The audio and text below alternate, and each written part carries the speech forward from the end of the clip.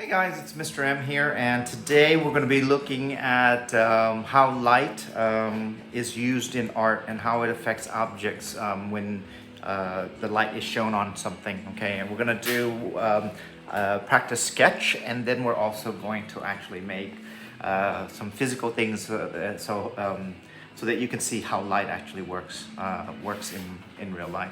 So just to make sure, I have here a B4 paper, but you can use any paper. This is cartridge paper, so it's like the same paper that you would get in a sketchbook. B4, A4, A3, whatever works. And I folded it in half already because I'm going to put the whole thing on one sheet. But if you feel like it, you can always just cut it in half during the process as well, because it is kind of two activities in one. You'll need paper, you'll need scissors, and a pencil, and rubber eraser if you need that. Because what we're going to be producing, guys, is we're going to be producing something like this. Okay, so you have your basic drawing of it, and then your actual three-dimensional three-dimensional thing, and you can see the different shapes create different shadows on here onto the paper. So, all right, if you're ready to do this, let's get started. Here we go. What I have here is a B4 paper, and it's folded to show two different sections that you can work on. So just for the sake of it, I'm just going to draw a line here to show you. I'm just combining the whole thing together in one sheet. If you want to, if you think it's easier for you, you can also just go ahead and cut the paper here and then have two different sheets of paper. But I'm just going to leave it as one sheet so that we can work on it. So what we're going to first do is we're going to be looking at creating how light affects things and objects that we draw in art. So first thing I'm going to do is I'm going to draw two balls or two spheres here. I like to start in the middle, but it doesn't matter. You're going to draw three spheres total, three circles. So I'm just going to go ahead and sketch my first one here. Okay. So this is my first sphere, my first ball. I'm going to do another one on its left side. Same size. And I know it's easy, you can always use an instrument or trace around something that has a circle shape, but you know, it's better to always try to practice drawing spheres and circles. It's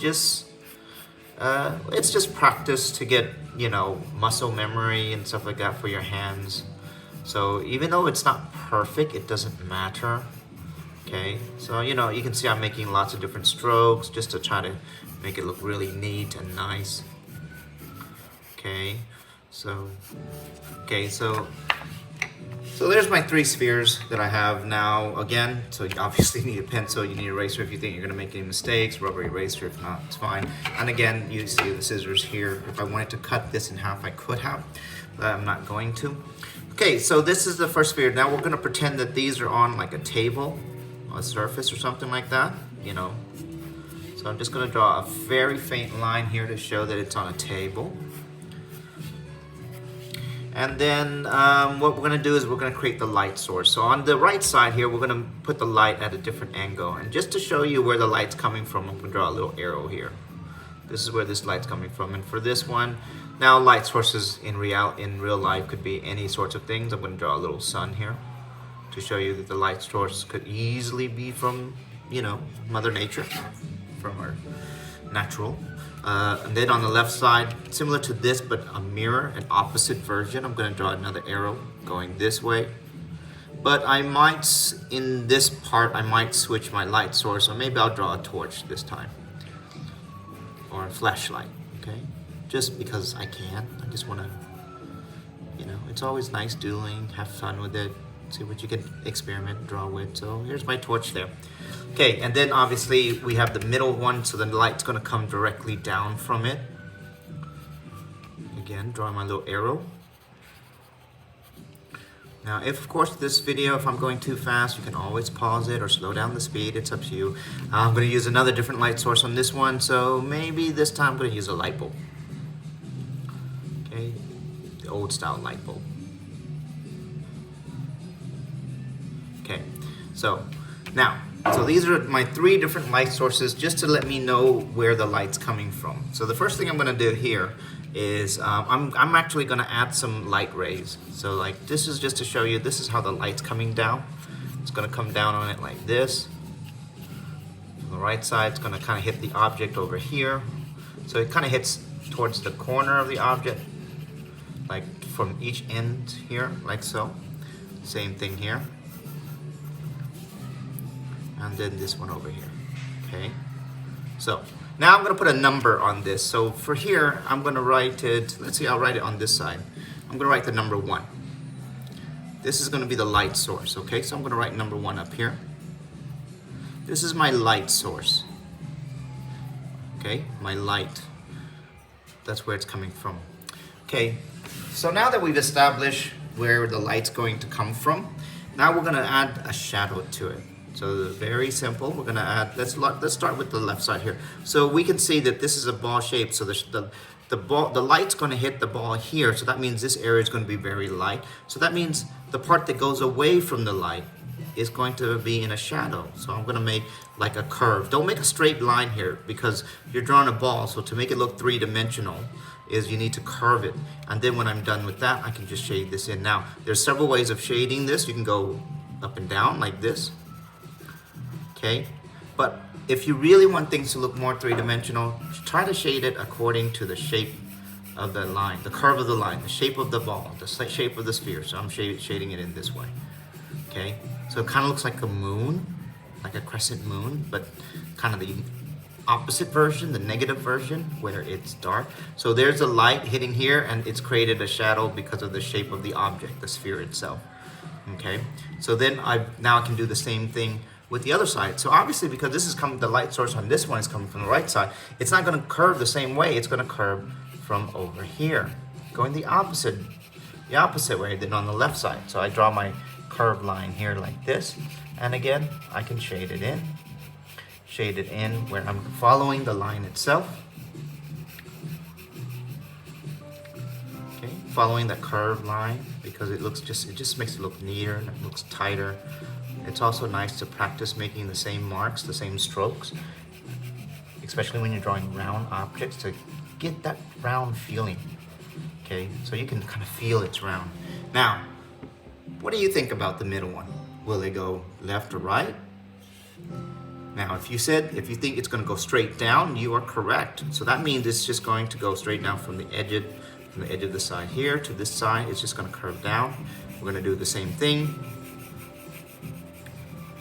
We're going to create the shadow that's created from the object on the object itself.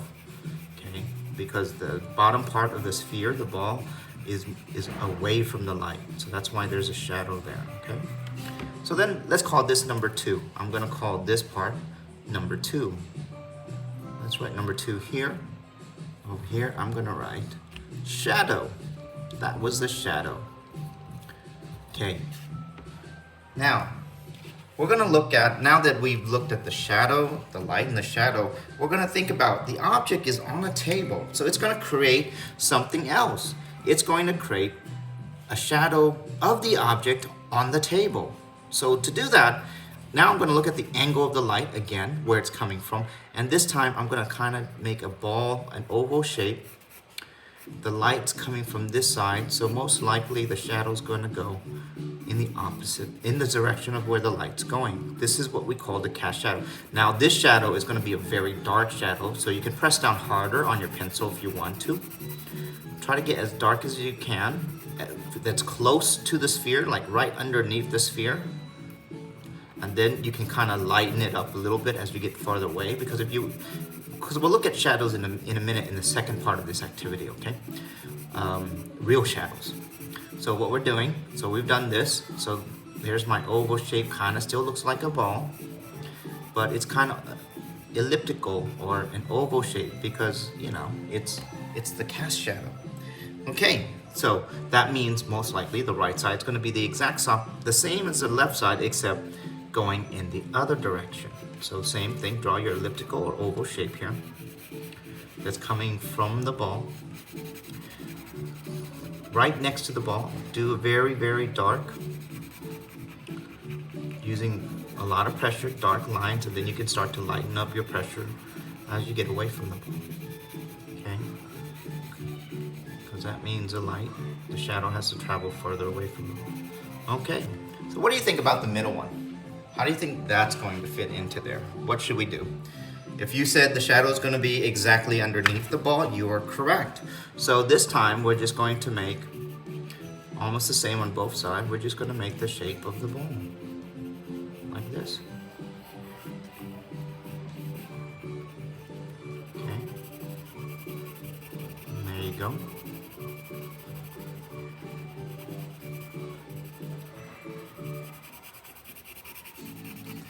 All right.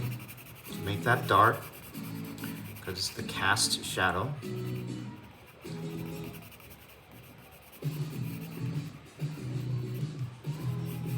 Okay. And there you go. That's the basic 3 parts, because now this is going to be number 3. So number 3 here, we're talking about cast shadows. So this is the cast shadow. That means it's a shadow created by the object onto a surface. Cast shadow. That's it. You guys did a wonderful job. Now we're going to move on to the second activity to see how this really applies and how this works in real life. So you have a choice here. You can either draw things upside down over here, or you could just turn your paper upside down like this. Or if you already cut the paper, it doesn't matter which side you use. So I'm going to work as one piece of paper here. So what we're going to do now is we're going to make something quite simple. And I'm going to use my index finger here. I'm going to use half of my index finger, or actually the second mark of my index finger. I'm going to put it down on the paper like this. So let me fold this up so you can see. I'm putting my index finger here, like so. I'm just marking my index finger here. So this is basically the length that I want you to do it, and then you can use your full index finger here to see how high you want the line to be.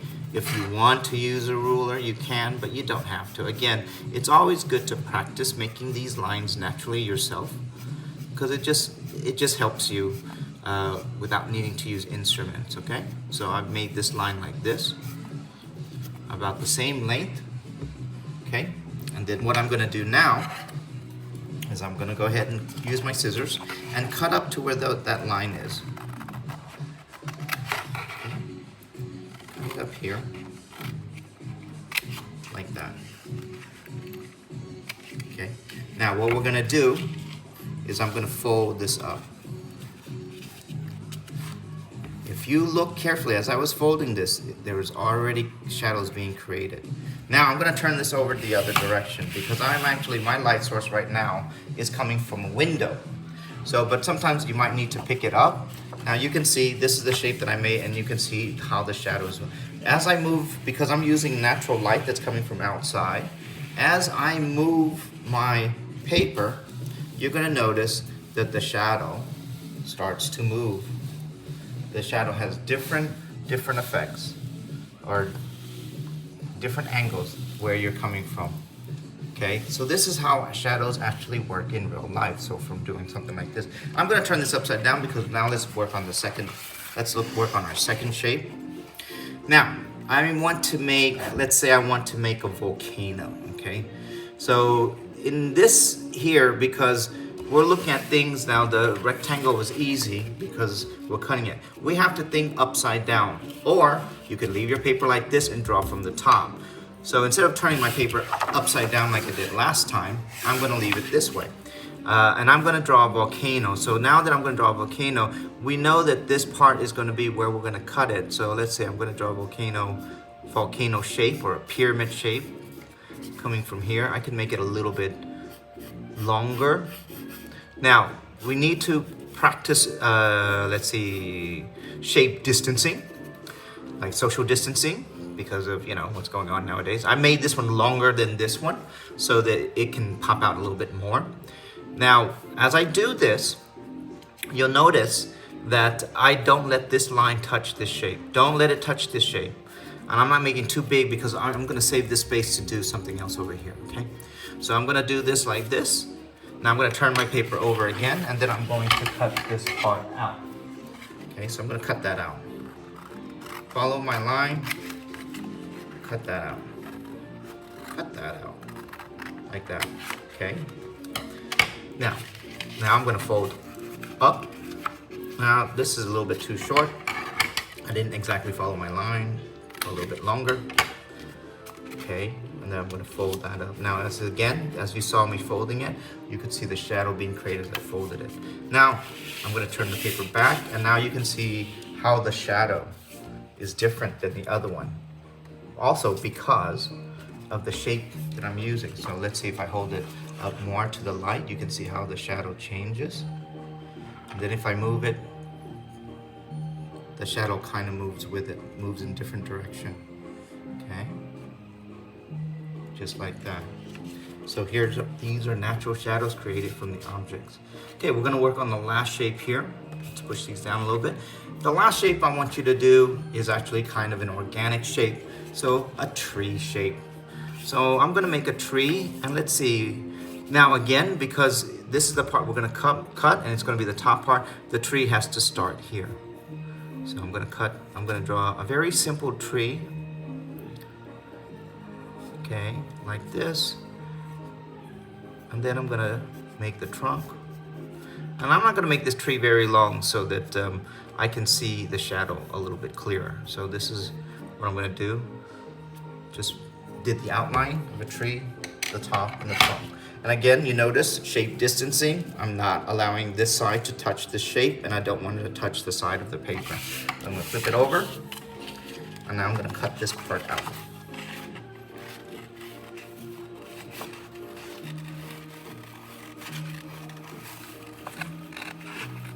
Now, so cut it, go to the root, cut the other side.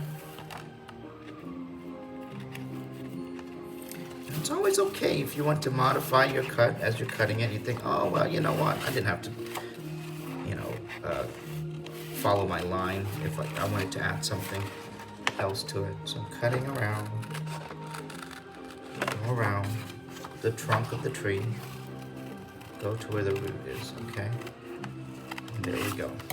So now that I've cut my tree out, I'm gonna take this part and I'm gonna fold it up, just like that. And now what you can see, you can kind of see here, the shadow of the tree is different. Now if I wanted to, I can round off my tree a little bit more up here if I want to. So let's see, maybe I'll round it off a little bit more like this. Okay, now that wasn't on there, but it was fine as long as it has a top edge. Okay, so now let's look at this tree here. Now let's look at the shadow of the tree. And you can see the shadow is quite different here. You have the trunk, and then you have the bases, you have the leaf, the top of the tree here. And so now if we fold all these pieces together, you can see how the shadows kind of is influenced by the shape of the object, okay? All right, we're almost done here. If you want to, just for the sake of it, you can add some decorations, some drawings, some ideas. If I'm on this one, let's see, I'll maybe turn this into a building like this, just very simple lines. Okay, I'm not gonna spend too much time, but you can decorate it more if you want to have some fun with this. Maybe over here I might draw, some guy climbing it. There is a superhero that climbs walls. I'm not gonna say who it is. Due to copyright, maybe, I have no idea. So somebody's climbing. Okay, if you wanted to do that, you can. Have fun with your artwork, okay? So I'm gonna draw some windows here.